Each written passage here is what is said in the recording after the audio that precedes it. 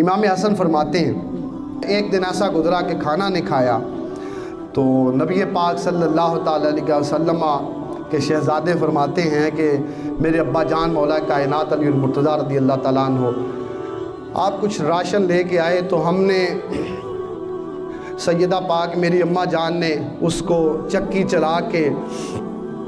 آٹا بنایا اور آٹا بنا کے اس کی روٹیاں بنائی، دو روٹیاں ہمیں عطا فرمائی اور ایک روٹی خود اپنے لیے رکھ لی۔ آپ کے پاس بھی بڑی سیونگ ہوگی، نظام سیونگ سے ہی چلتا ہے دنیا کے اندر، کوئی بھی نظام کھولے۔ میں اپنی فیلڈ سے ریلیٹڈ ایک چیز ذکر کر دیتا ہوں،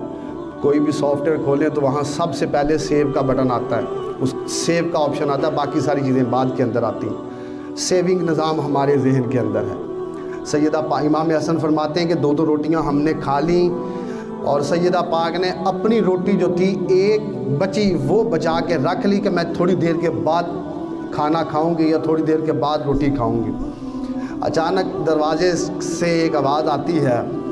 اور وہ آواز کیا آتی ہے؟ اے محمد صلی اللہ علیہ وسلم کی بیٹی، میں 2 دن سے بھوکا ہوں، مجھے کچھ کھانے کے لیے پیش کیا جائے۔ تو امام حسن فرماتے ہیں کہ میری اماں جان نے فوراً سے وہ روٹی اٹھائی اور مجھے کہا حسن جاؤ مانگنے والے کو دے کے آؤ، وہ 2 دنوں سے بھوکا ہے۔ امام حسن فرماتے ہیں جنتی نوجوانوں کے سردار امام فرماتے ہیں کہ میری آنکھوں سے آنسو آئے اور میں نے اپنی اماں جان سے کہا اماں جان آپ نے تو کل بھی نہیں کھائی اور آج بھی آپ نے نہیں اگر کھائی تو بتائیں آپ کی صحت خراب ہوگی، آپ یہ روٹی اس کو نہ دیں۔ سیدہ پاک نے امام حسن فرماتے ہیں کہ میری اماں جان نے مجھے گلے سے لگایا